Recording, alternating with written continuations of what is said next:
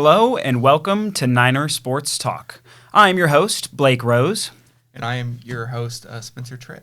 And today we're going to be covering all things Charlotte basketball. So as many of you know, the Charlotte basketball season has ramped up.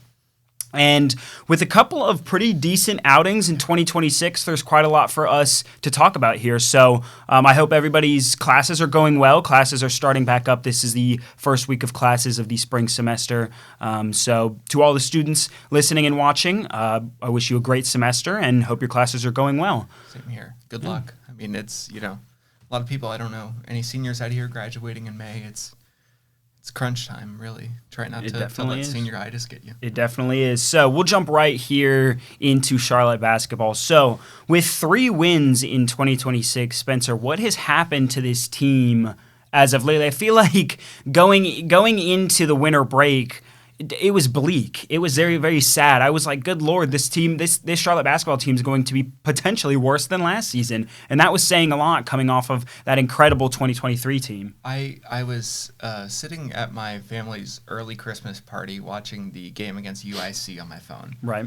And I was like, wow, UIC is so terrible. We shouldn't be this close with them in that game. And you look at the records, and they weren't that far apart at the time, right? And that was a very dejecting game to watch, even though they won. Mm-hmm. And my hopes going into conference play was, well, if we can just win maybe 5 or 6 games in conference play, I'll be happy with that.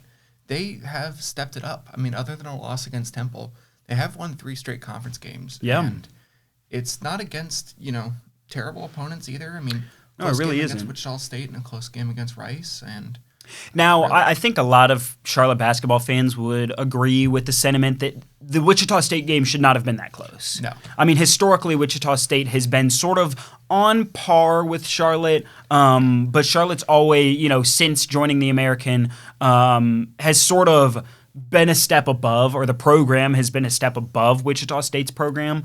And it just seemed like that wasn't necessarily, it should have been the case this season, but wasn't necessarily the case in the beginning of that game. But of course, everybody knows we did end up, squeaking out a victory against Wichita State, showing that this team does have a little bit of fight left in them. And some free basketball, too. I mean, it was absolutely. a double overtime game. That game, absolutely. Watching that one, I admittedly turned it off because I was like, well, they're not going to come back. Yeah. There was a point, I think it was 2.5 minutes left, maybe 3 minutes left. They were down by 5. And in that point in college basketball, that 2.5 minutes, it's really hard to go on a scoring run to tie that game or take the lead or even force some sort of tight situation. We're not going into foul trouble or going into some sort of, nonsense basketball, and they naturally did come back and got that game to overtime, and then a double overtime and pulled off a win. And funny you actually say nonsense basketball. I think that's sort of, not to harp on the team too much. Certainly they've had success as of late, but I definitely think that we get into crunch times, especially in the beginning of the season, when sort of they were figuring out the kinks, that there was quite a lot of questionable decisions on the court that I think when I was watching this game and seeing it go longer and longer into overtime, I'm sitting there scratching my head saying, all right, when are we going to do something silly? When are we going to turn the ball over? When are we going to chuck a half-court 3 and just pray that it goes in? When are we going to look to Dezane Mingo to do something silly? But I was really proud of the guys this game that they were able to hold on, that, there were still questionable decisions, but not decisions that ultimately ruined their chances of the game, that they were able to sort of bring in the reins a little bit, actually squeak a victory. I said at the beginning of the year when we talked about our exhibition matchup against Presbyterian, but this team feels like it fits more in Aaron Furden's coaching style than last year. I think that's a big point to look at. I mean, this is a team that, it's not really centered around one true star. I mean, you got Anton Bonk and then Mingo, and they're clear, best players on the team when they're playing their best. But outside of that, it is a rolling roster of who can step up tonight, who can play their best tonight. And their ability to create shots has been more impressive, I'd say, than in previous years, especially last year, where it felt like the offense at points was kind of sputtering home. It was not really inspired to go out and score. It was kind of just taking what they were given. And I really feel confident that this team could make a play into the American Conference. This, even though it is just early in January and conference play is just starting, the same time, we are getting closer to March as we eke into this. Well, and it doesn't hurt that pretty much everybody these days gets invited to their conference tournaments to at least have a shot at winning their conference. As long as you're in one of the big major kind of also FBS conferences. Right. Like you're not having to fight to get in there, but it's the seeding that matters. And it definitely is. I mean, for a school like Charlotte to have any chance at making the NCAA tournament, it's almost required, if not just flat out required, that they win the American. And even then, they're not guaranteed a bid if there are some other teams that are in higher conferences that place second maybe in their tournament or get to the finals, but lose on a technicality or lose by a couple of points or whatever. They may end up getting a bid just purely because they're in a more competitive conference. And so I agree with you that I certainly think that when we get into based on the couple of games that we've seen, the Rice game, honestly, even the Temple game, the UTSA game, the conference games that we've seen so far, I certainly think Charlotte has a chance if all their players don't give up when we do eventually get to March in late April or early April. Temple was a good loss, if you want to call it that. I mean, it was.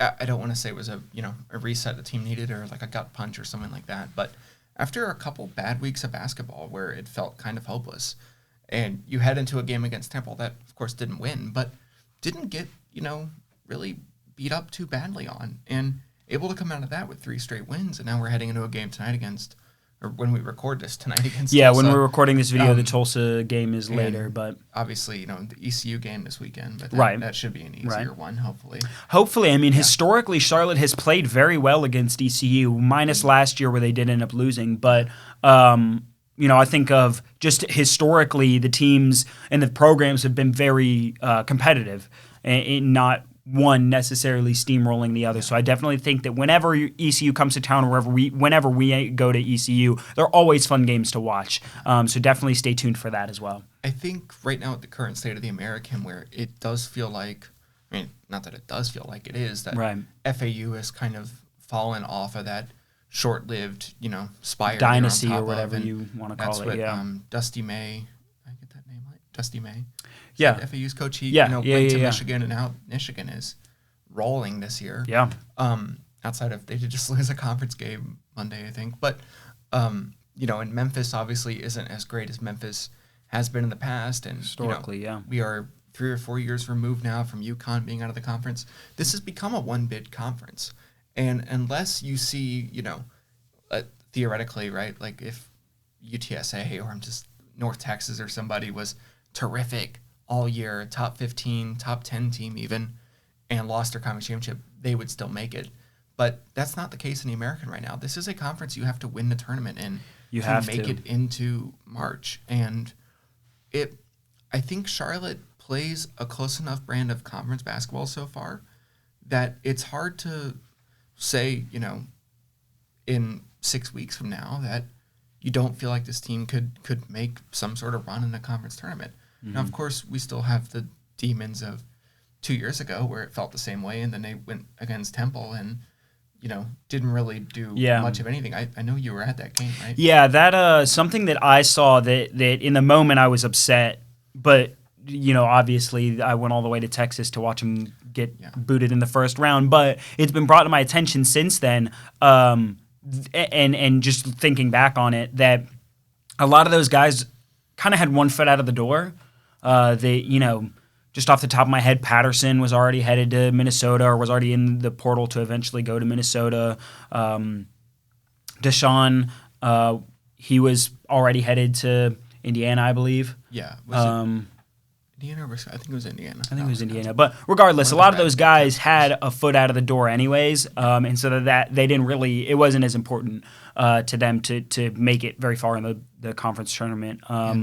So I think that certainly this team, if they can show that they at least care enough to play the whole season out, and that all of them, I honestly think that all of them really, maybe with the exception of Bonk, sort of deserve to spend another year in Charlotte. That I would be hard pressed that they would go to a better program and get the same minutes, or even anywhere close to the same minutes, based on the production that we've seen outside of maybe somebody like Bonk. I could see a Power 5 school or just a wanting big him school for wanting just 1 him year. on the bench to fill in for whoever they've got starting at center. But most of these guys, I think they kind of fit at Charlotte. Like, I don't know how much better they're going to get starting wise somewhere else. So I certainly hope that for the fans, for Charlotte fans, and then also just these guys on the team that worked so hard the whole season, they don't just kind of throw it away right at the end and actually, because they certainly do have something to play for. They do certainly. If it would be pretty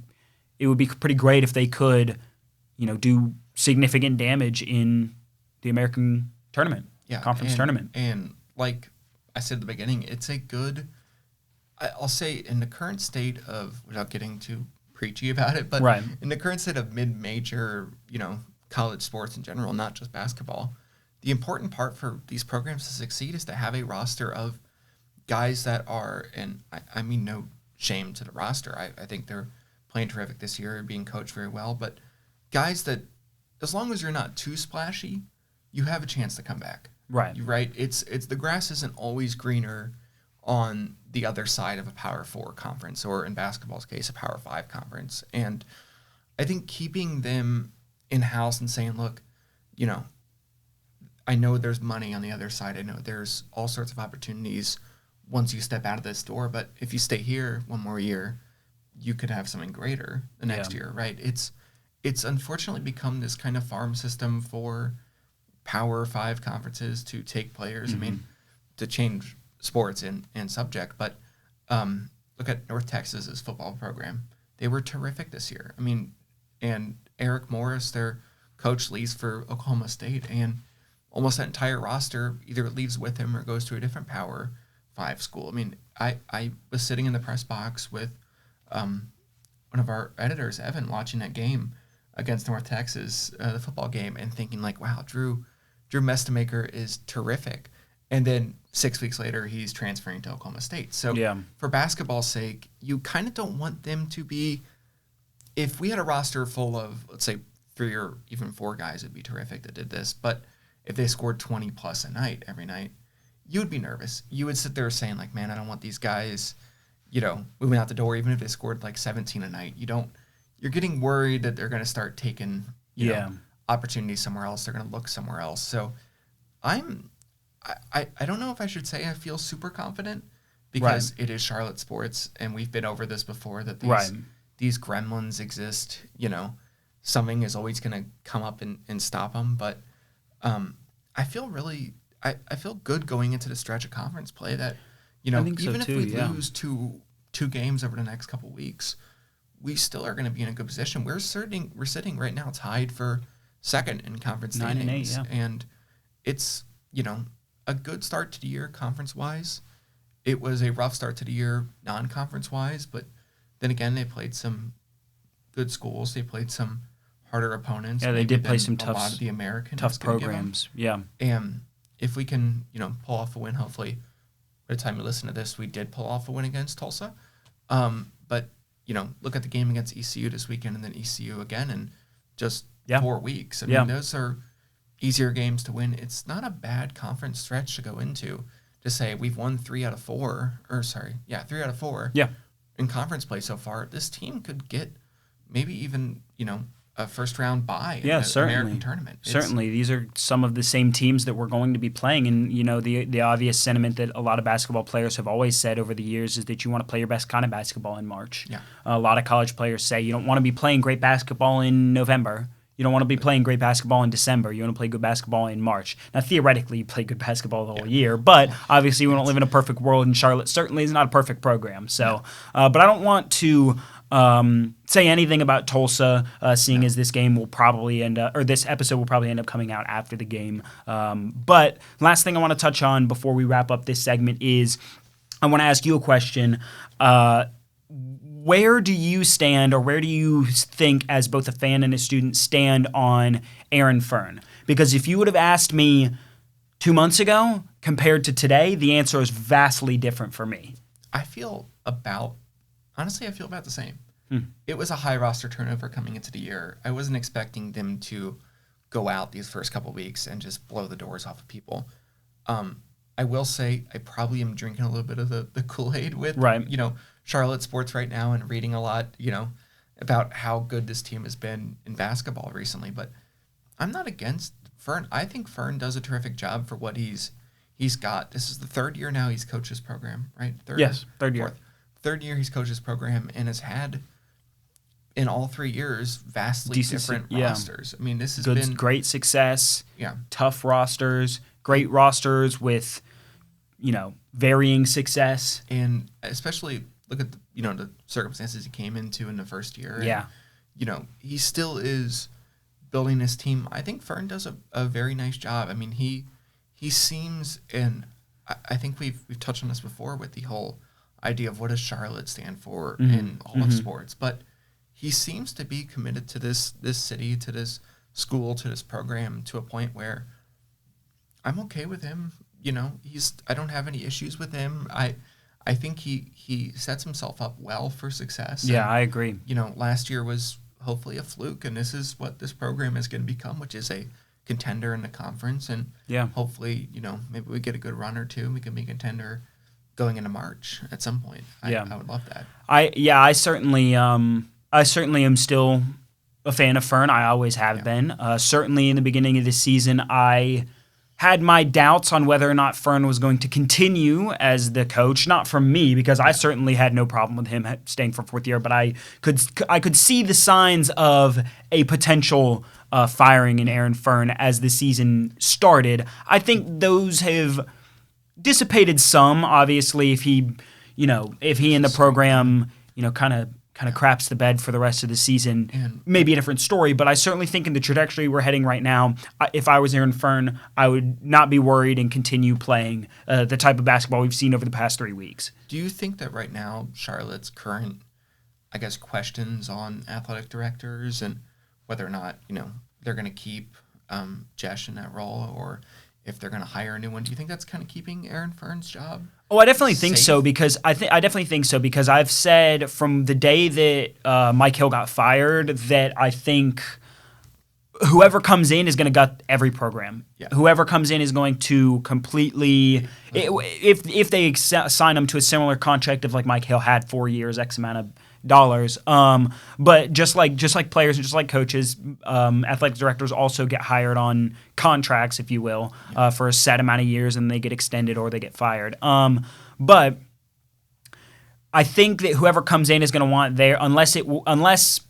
because I don't think from an athletic director standpoint, there's not a whole lot to be happy about here. No. There's not a whole when you're coming in. There's really not a whole lot to want to keep around. I think the only one whose job is maybe safe is Albin, because I think that that's just too much money to. And you got to believe that commit. It can't be worse than it was. Yeah, but I think if a new athletic director gets hired like today or tomorrow, or maybe on I think Fern. I don't think Fern would be canned first, like in mid-season. I think they'd let him see the rest of the season, but I definitely do not think that he would see another season with Charlotte if another athletic director came. But I hate to bang the same drum again, but same thing with football. I don't know who else you would get that really could be doing much more with this. I agree. Right? I mean, unless you bring in, Jay Wright off the CBS set, or, you bring in, I can't remember his name, the guy who's Duke. Oh, John Shire. Unless you bring in a great head coach, this roster is not that Fern is. Well, but Duke, with just having won a bowl game, I'd be shocked if he. I mean, he might stay around, but I don't know. This is. I think right now where Charlotte sports is at, I do feel more of a sense of identity to the programs. Yeah, I agree. I probably, September, you asked me the same question, I would have said, I don't know. We said it. We had a whole segment on what. Yeah, we had a whole segment on what is a 49er, and now maybe it's the I'm getting sentimental because I'm graduating soon. Yeah, me as well. Yeah, I mean we're in the same boat. I really feel like I like these programs. I was just walking here and I could hear baseball practice going on down the street. Yeah, I walked past the Halton Arena and the gold mine was out, and I'm like, yep, I'll be there in 2 hours. I was excited for baseball walking by, and I not that I don't like college baseball, I certainly do. I attended several games last year. Oh, I mean, but Charlotte baseball is great too. yeah, I mean, it's a great time. I was hearing them practice and thinking, man, I can't wait for college baseball season to start. I can't wait for softball to start. Softball is a program that I'm telling you guys, and obviously we are employees of the university, but a little bias. Yeah, what are you gonna do? They're so close to being very good. Yeah, for the level of and have been for quite a while actually. When they get these new facilities, fully completed in the stadium, renovation done, I'm telling you guys, Charlotte softball is going to be contenders to be in. I think so as well.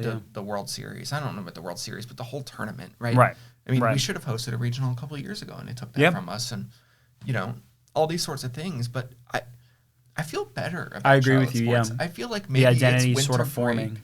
Winter break maybe softens some of the ill will towards it. Maybe the way football ended, just kind of let it all go by the end of the year. Yeah, makes me feel better. But I feel really good about where we're sitting right now. Yeah.